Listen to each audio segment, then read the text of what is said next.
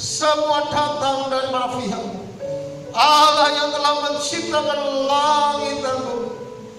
Biarlah turun atas kami sekalian saat ini juga berkat, kasih, dan anugerah-Mu yang ajaib, yaitu saat kami berbakti kepada Allah Bapa di surga, di dalam nama Sang Putra Tuhan kami Yesus Kristus.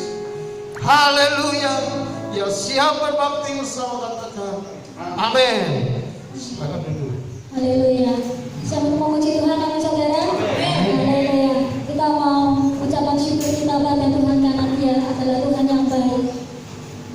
Dengan hati yang bersyukur kita mau menyanyikan Tuhan. Membawa pujian bagi Tuhan kita. Haleluya.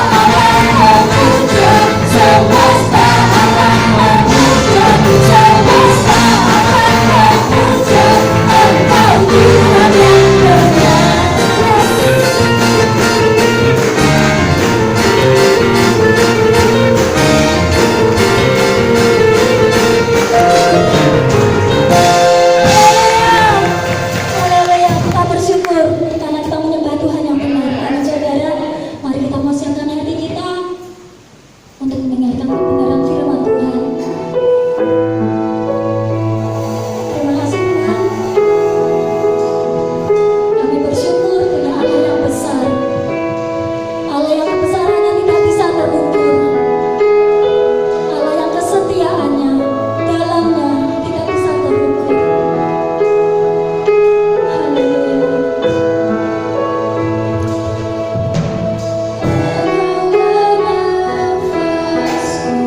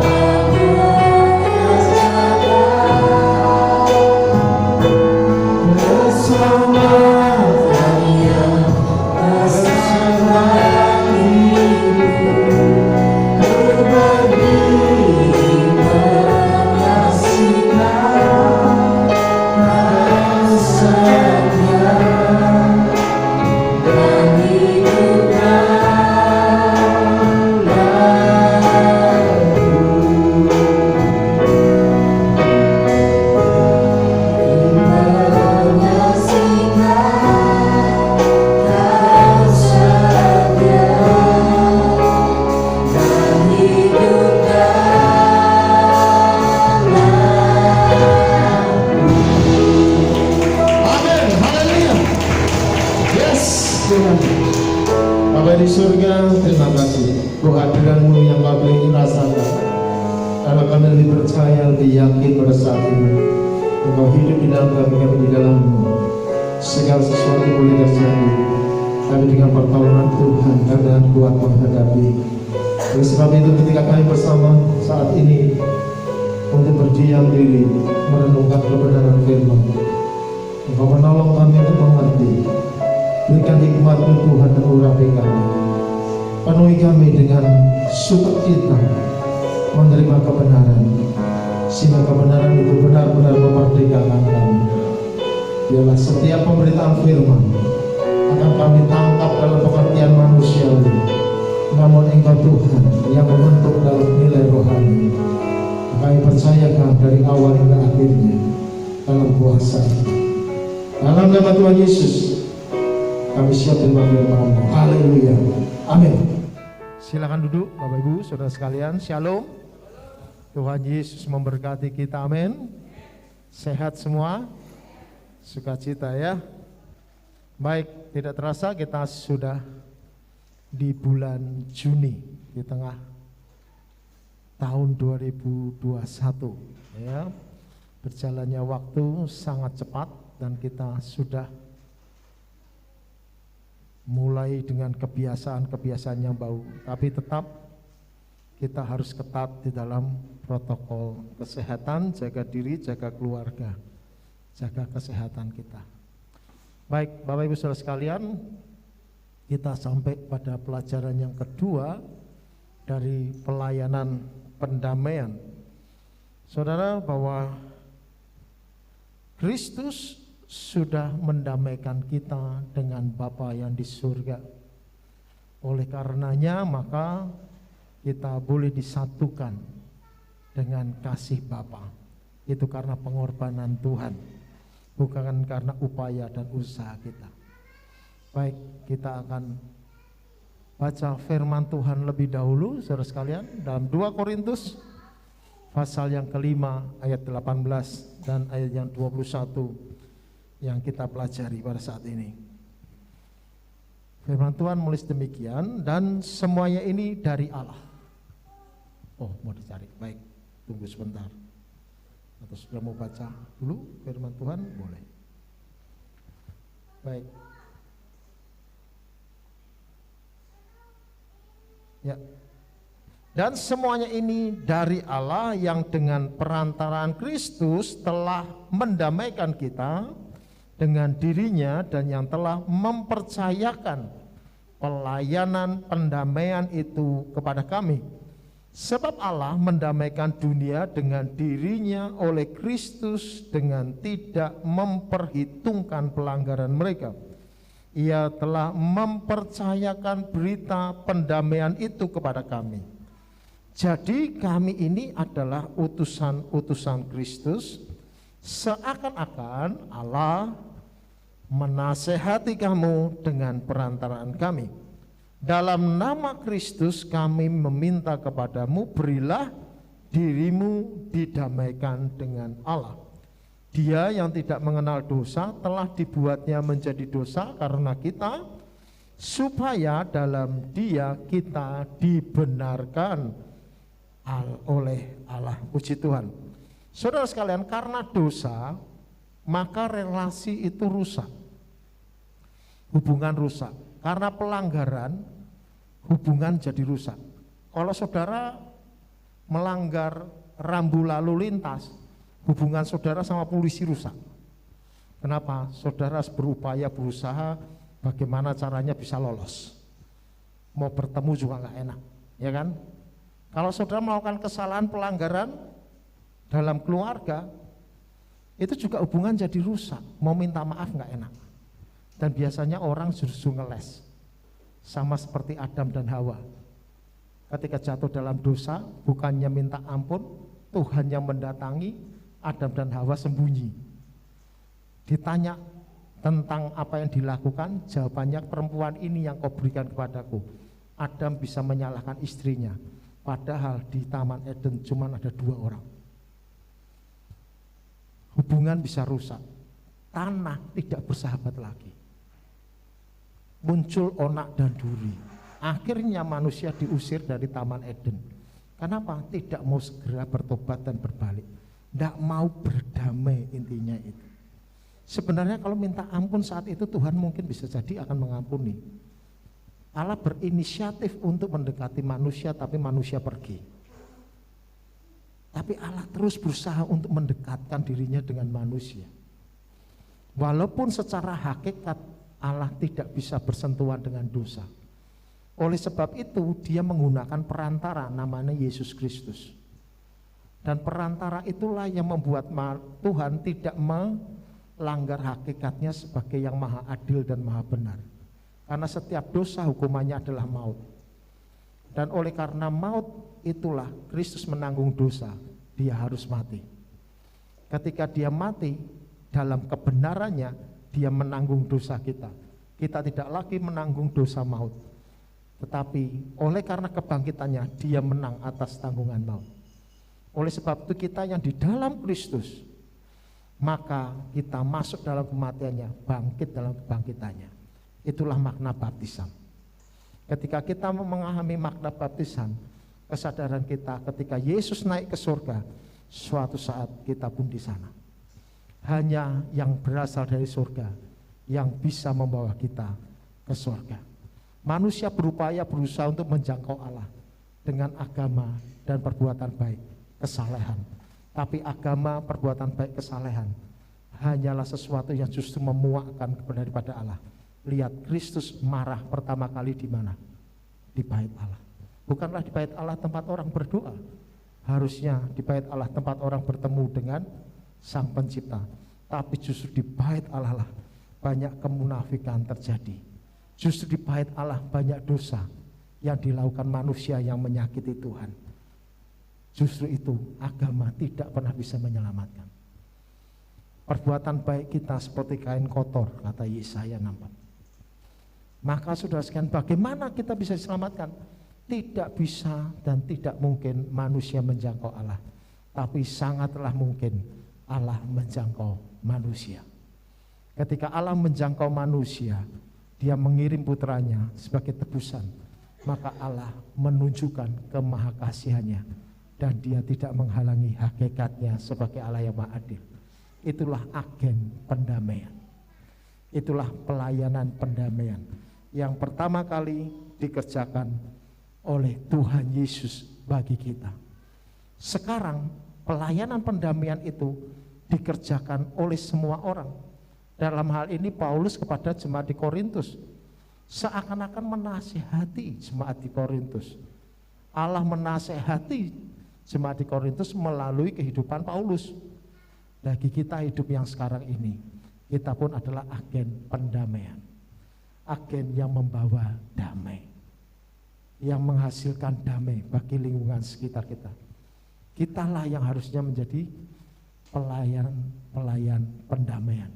Oleh sebab itu saudara sekalian, firman Tuhan pada saat ini akan berbicara tentang pembawa damai dengan analogi garam yang baik. Terambil dalam Markus pasal yang ke-9, 49 dan 50. Demikian dikatakan, karena setiap orang yang akan digarami, karena setiap orang akan digarami dengan api.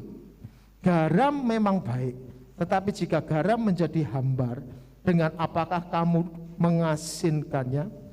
Hendaklah kamu selalu mempunyai garam dalam dirimu dan selalu hidup berdamai yang seorang dengan yang lain. Saudara, orang yang membawa damai harus memiliki cukup pengaruh. Kalau orang tidak memiliki pengaruh, kadang membawa damai malah reseh, bikin masalah lebih banyak. Orang harus cukup punya pengaruh untuk bisa membuat sesuatu itu menjadi damai. Israel Palestina tidak pernah akan damai. Kenapa? Tidak ada orang yang cukup punya pengaruh terhadap kedua pihak ini. Satu sisi seperti negara kita, saudara tahu pasti akan sangat pro dengan Palestina. Sisi Amerika sangat pro dengan Israel. Temukan, nggak akan bisa ketemu. Kenapa? Dua-duanya tidak dalam posisi pembawa damai. Karena apa? Ada keterpihakan di sana. Harus dua-duanya memiliki pengaruh kepada Israel dan Palestina baru bisa menghasilkan damai. Akhirnya hanya mengusulkan siapa? Mesir. Karena duanya punya pengaruh. Pengaruh di mana? Perbatasan. Jadi semuanya pada butuhnya. PBB mengadakan berbagai macam resolusi, nggak ada hasilnya. Ini untuk sementara.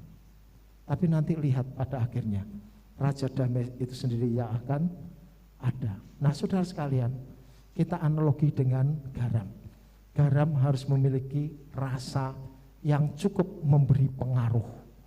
Nah, apakah diri kita yang dipanggil menjadi garam dunia ini cukup punya pengaruh dengan dunia? Itu yang akan kita pahami pada saat ini, ya. Nah, saudara sekalian, pada zaman Yesus, garam itu sesuatu yang sangat bernilai. Disebut sebagai emas putih, harganya mahal.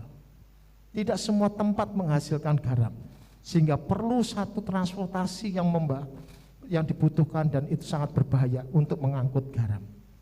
Sehingga garam menjadi sangat bernilai.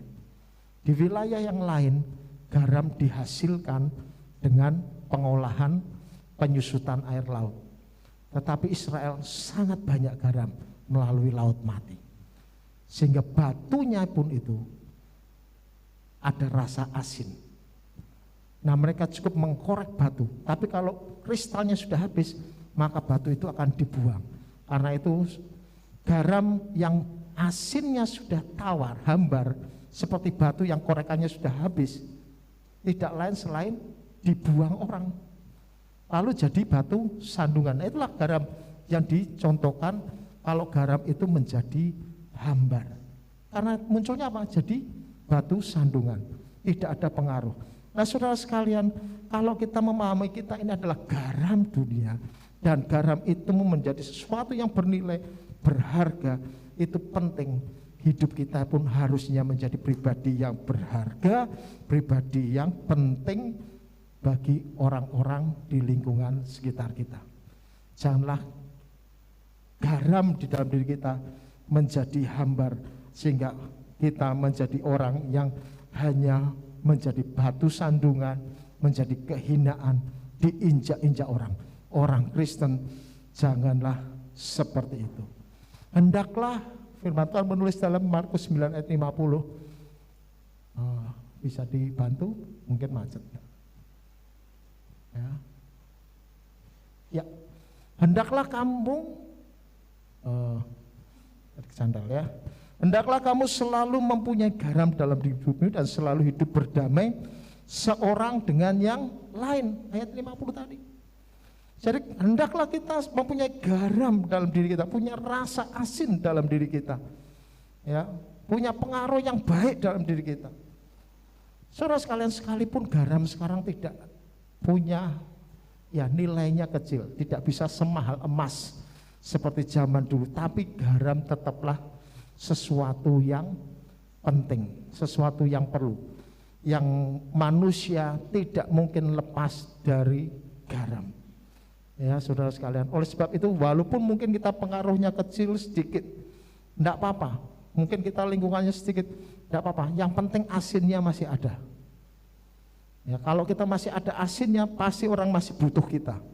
Ya, oleh sebab itu garam yang baik ini, itu menggambarkan orang yang penuh kasih sayang, yang bisa mendatangkan damai sejahtera. Itulah maknanya garam di dalam kehidupan kita. Apakah kehadiran kita di lingkungan keluarga, di lingkungan pekerjaan, di lingkungan pertemanan, kita adalah orang yang memiliki pengaruh yang baik, pengaruh yang bisa menyenangkan, yang menghasilkan damai.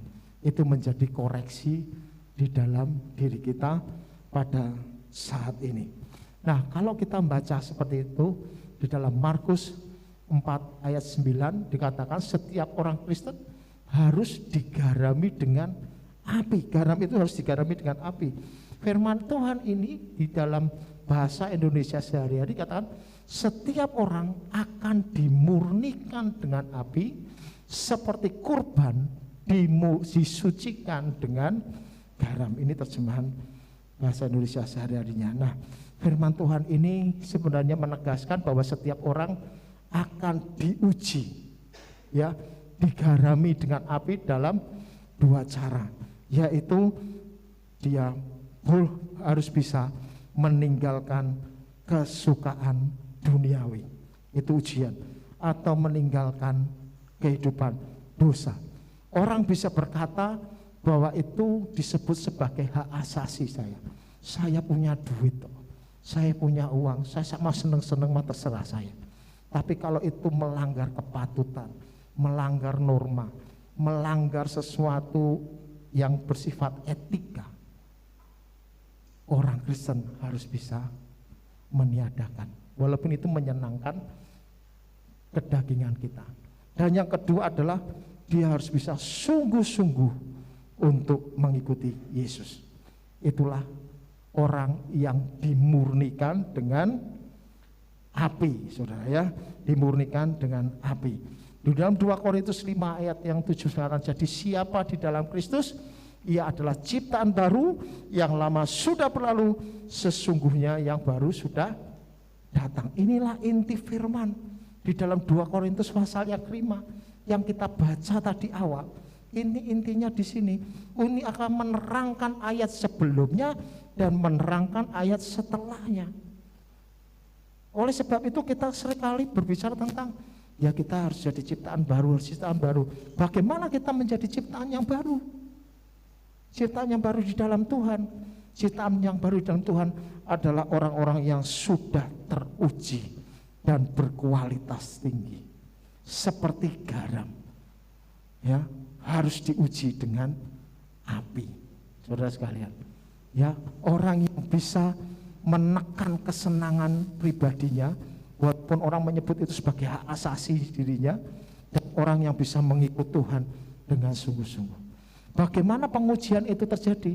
Firman Tuhan menulis begini dalam 1 Korintus 3 ayat 13.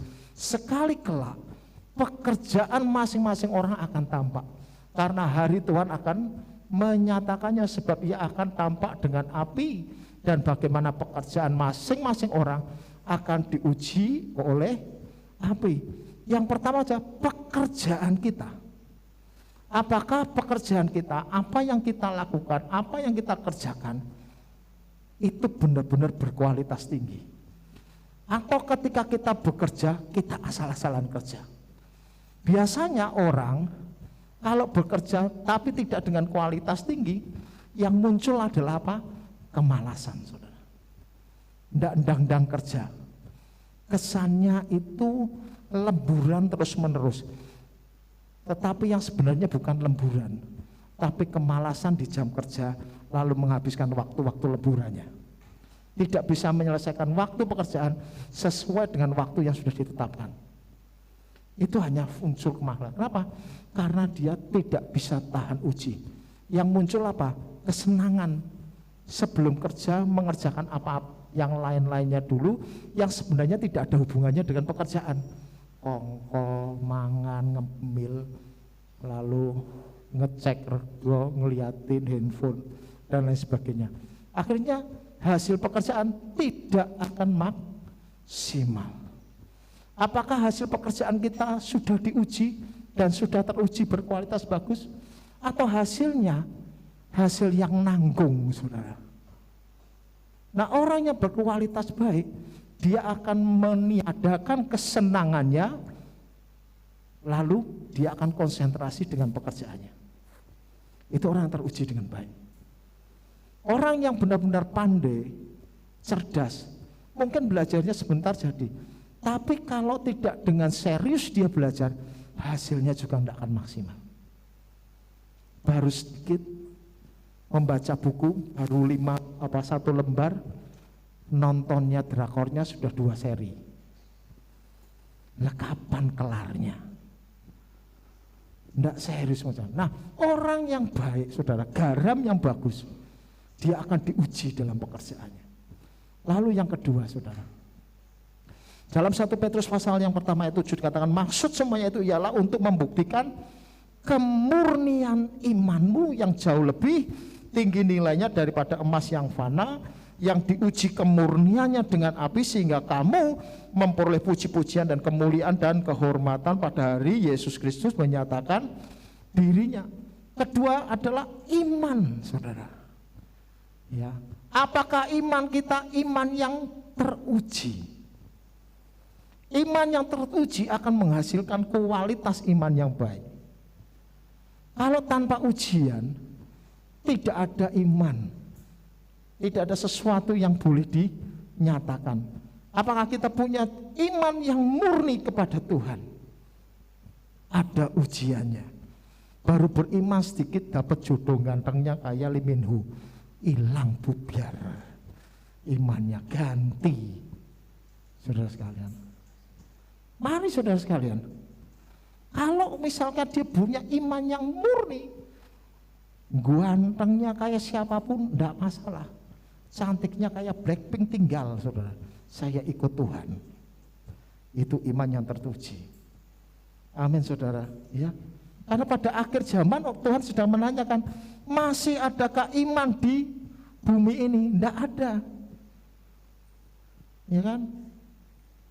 Adanya yang lain, saudara. Nah, itu jangan sampai terjadi dalam kehidupan kita. Nah, kalau orang pekerjaannya baik, berkualitas, hasil karyanya bagus, imannya teruji, dia bisa menggarami. Garam hidupnya bagus. Dia punya pengaruh, saudara. Ya kan? Coba kalau ada orang yang menasehati kita, kerja yang baik, alah wong kowe jan kerjane ndak apik. Akhirnya ndak ada pengaruh omongan kita. Ya kan?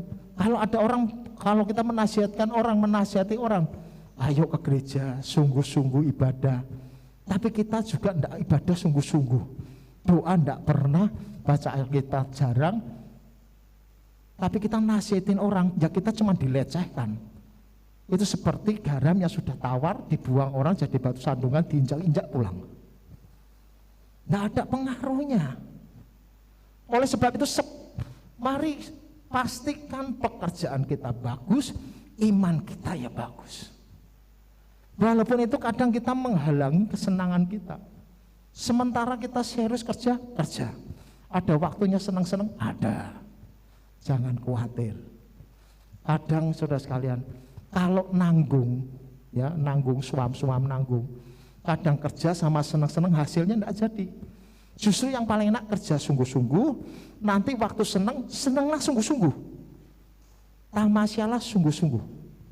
Memang benar-benar refresh keluar, tidak mikir kerjaan, tidak mikir apa. Ya memang saya serius untuk rekreasi, untuk berwisata. Lebih asik, saudara. Tapi kalau wisata dengan kerja, itu namanya kayak kick off kerjaan. Kerja dimakani tapi disodori sama target. Gimana enaknya? Nggak asik, saudara. Ya kan? Oleh sebab itu, mari kerja yang baik. Iman kita harus murni. Semua itu ada ujiannya, ya saudara sekalian. Nah, ujian hidup akan buat orang berkualitas sehingga dapat menjadi persembahan yang hidup, yang kudus dan yang berkenan kepada Allah. Orang yang berkualitaslah yang ditaruh di dalam persembahan. Lihat, persembahan itu dicari yang tidak ada cacatnya, yang dipelihara dengan baik, domba yang setahun. Zaman dulu seperti itu. Tapi yang terjadi adalah sekarang beli. Nah, dulu tuh nilai yang dinilai apa? Pemeliharaannya, dijagai supaya tidak jatuh, supaya tetap tidak cacat. Itu domba di sana. Ya, tapi sekarang kan beli, saudara, lebih gampang. Nah, kadang kalau ibadah seperti itu juga menjadi masalah. Nah, bagi kita sesuatu pengujian diri akan membawa kita lebih dekat kepada Tuhan, ya saudara sekalian. Nah, ini untuk semua orang, untuk kita bersama-sama. Jangan lari dari ujian hidup. Ujian hiduplah yang membuat kita lebih berkualitas. Jangan takut dengan tantangan. Percaya bersama dengan Tuhan. lakukan sebisa kita, lakukan sebaik-baiknya. Hasilnya nanti Tuhan yang akan menolong kita. Amin saudara. Ya, jangan khawatir.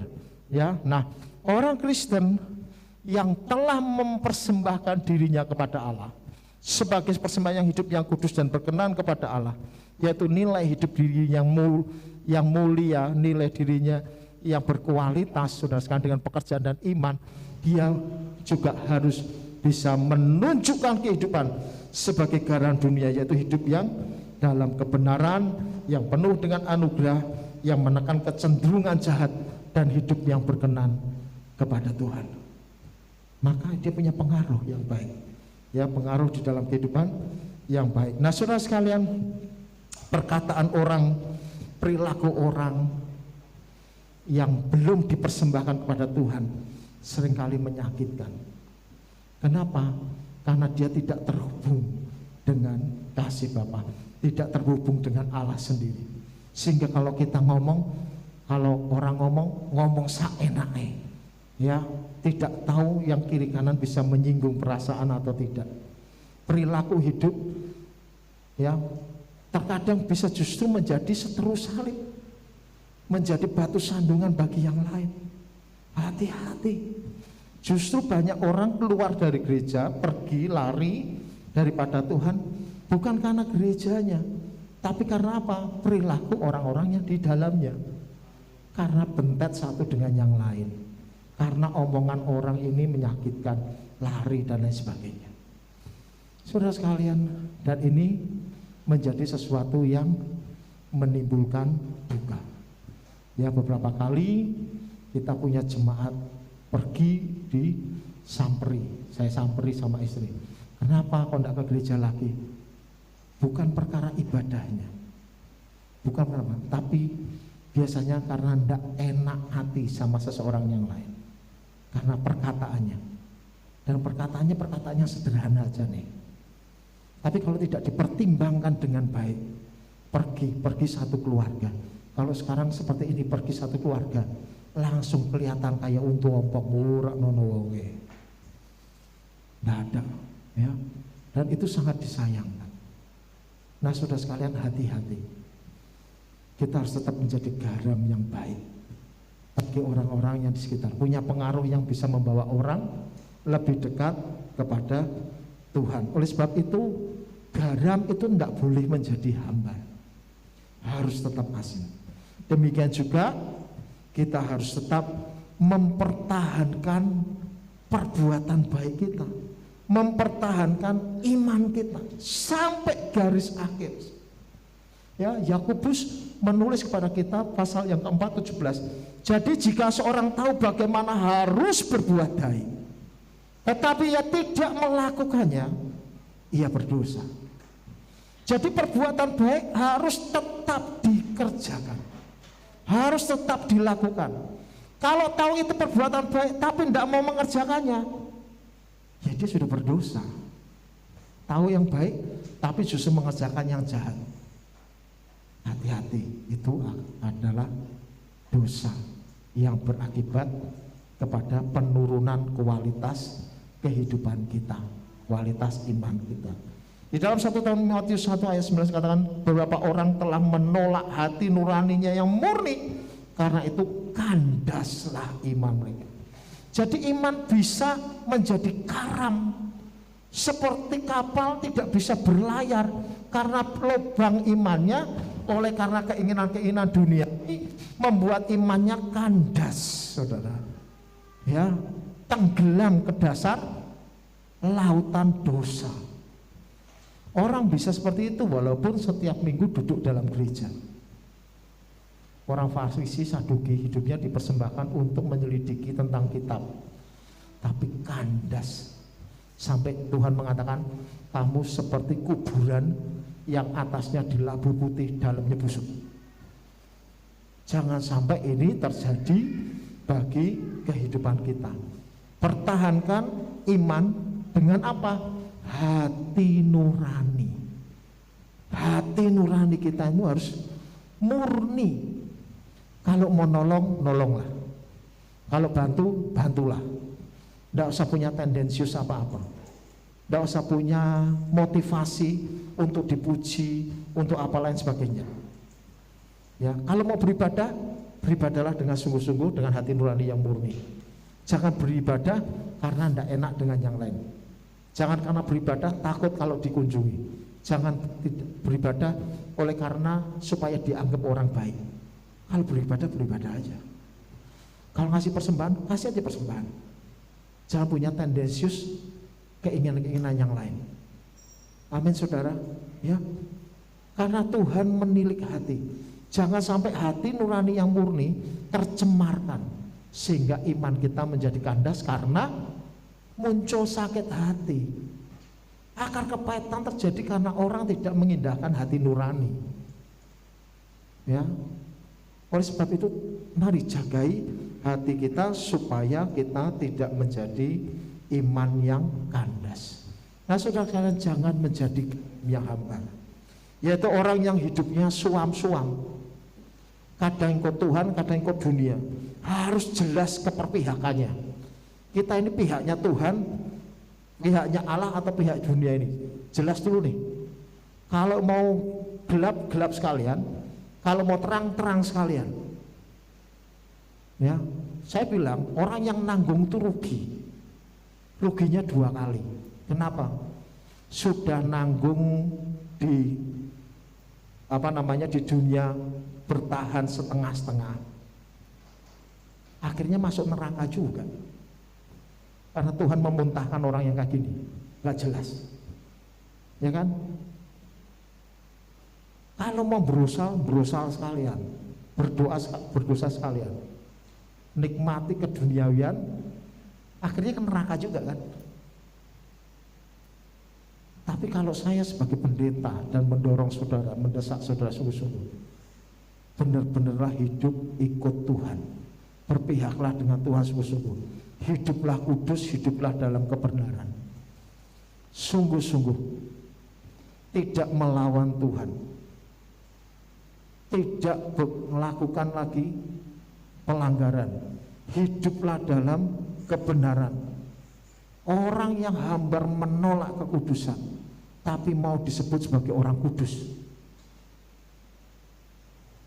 Jadi saudara sekalian, orang yang nanggung seperti ini Tuhan benci, Tuhan muntahkan.